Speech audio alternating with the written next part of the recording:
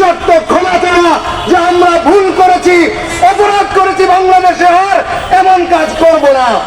কিন্তু আমরা অত্যন্ত দুঃখের সাথে, বেদনার সাথে আমরা দেখতে পেয়েছি যিনি তার নেতা কর্মীদেরকে রেখে ভারতে পালিয়ে গেছেন, সেই শেখ হাসিনা ভারতে বসে বসে আবার বাংলাদেশের বিরুদ্ধে ষড়যন্ত্র শুরু করেছে।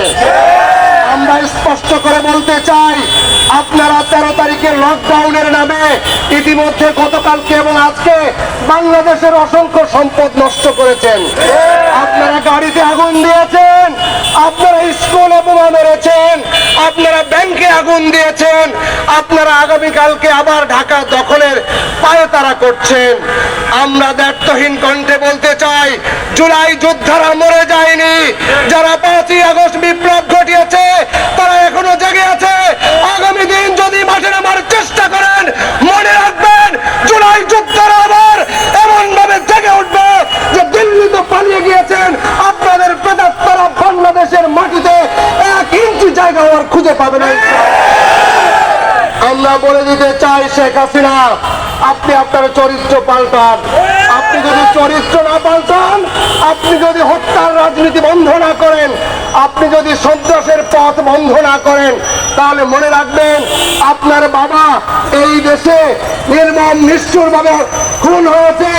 আমরা চাই না আপনিও ফাঁসির রশিতে ঝুলেন, কিন্তু আপনি যে অপরাধ করেছেন তার জন্য আপনাকে কয়েকশো বার ফাঁসি পেতেই হবে, এটি আপনার পাওয়া।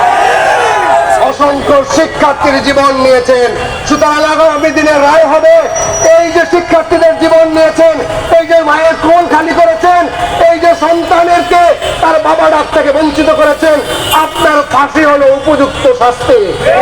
সুতরাং সেই জায়গা থেকে শেখ হাসিনাকে এই আদালত থেকে, অন্তর্বর্তীকালীন সরকারের আদালত, এটি কোনো দলীয় আদালত নয়, এই আদালত আপনাকে শাস্তি দিয়ে প্রমাণ করবে বাংলাদেশের ন্যায় বিচার প্রতিষ্ঠিত হয়েছে। আমরা সাধারণ মানুষকে বলে দিতে চাই, 5ই আগস্ট যেভাবে আপনারা রাস্তায় নেমে এসেছিলেন আওয়ামী ফ্যাসিবাদের বিরুদ্ধে, আগামীকাল রাস্তায় থাকবেন। যেই ফ্যাসিবাদ আওয়ামী লীগ বাংলাদেশে যদি আবার কোনো নৈরাজ্য করার চেষ্টা করে, তাহলে ছাত্র জনতা, আবাল বৃদ্ধ বনিতা আবার রাস্তায় নেমে তাদেরকে সমুচিত জবাব দেবে ইনশাআল্লাহ। আমরা একটি কথা বলতে চাই, আমরা শান্তি চাই, স্বস্তি চাই, এই বাংলাদেশটি নিরাপদ থাকুক, এটি আমরা চাই। কিন্তু কেউ যদি আওয়ামী লীগকে বাঁচানোর জন্য নতুন কোনো ফায়দা করেন, নতুন কোনো বক্তব্য দেন, তাহলে মনে রাখবেন আপনারাও ফ্যাসিবাদের কাপড়কে, জুলাই যোদ্ধাদেরকে যারা সন্ত্রাসী হিসেবে আখ্যায়িত করতে চান, যে জুলাই যোদ্ধারা জীবন দিয়েছে তাদেরকে সন্ত্রাসী বানাতে, আমরা স্পষ্ট করে বলতে চাই, যাদের কারণে বাংলাদেশে রাজনীতি করতে পারছেন, আপনি একটু ঠান্ডা মাথায় চিন্তা করেন। আজকে বক্তব্য দিচ্ছেন, বিবৃতি দিচ্ছেন, সভা করছেন, সমাবেশ করছেন, এটি জুলাই যোদ্ধাদের অবদান। সুতরাং তাদের এই সংস্কারকে, যে সংস্কারের জন্য তারা জীবন দিয়েছে, যে একটি নতুন বাংলাদেশের জন্য তারা জীবন দিয়েছে, সেই বাংলাদেশ যদি প্রতিষ্ঠিত না হয়, এখানে যদি কেউ বাধা হয়ে দাঁড়ায়, তাহলে আবারও বাংলাদেশের মানুষ তার বিরুদ্ধে রুখে দাঁড়াবে ইনশাআল্লাহ। আমরা চাই ন্যায় এবং ইনসাফের ভিত্তিতে নতুন বাংলাদেশ। সেই বাংলাদেশে কোনো বৈষম্য থাকবে না, সন্ত্রাস থাকবে না, চাঁদাবাজ থাকবে না, সেই বাংলাদেশে সকল মানুষের নিরাপত্তা নিশ্চিত হবে।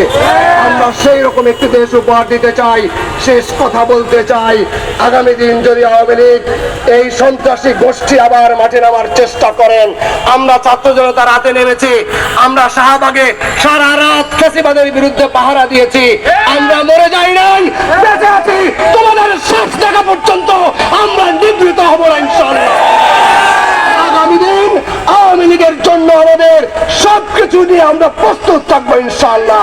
সবাইকে সেই আন্দোলনে থাকার উদাত্ত আহ্বান জানিয়ে আমার কথা এখানে শেষ করছে। ওমা তৌফিক ইল্লা বিল্লাহ। আসসালামু আলাইকুম ওয়া রাহমাতুল্লাহ। আমাদের মিছিল উত্তর যে সমাবেশটা হলো, এখানে আমরা সমাপ্তি ঘোষণা করছি। আপনারা সকলে প্রস্তুতি নিয়ে যাবেন, যে যার এলাকায় সেখানে সবাই অবস্থান করবেন। আমরা সন্ত্রাসীদের প্রতিহত করব ইনশাআল্লাহ।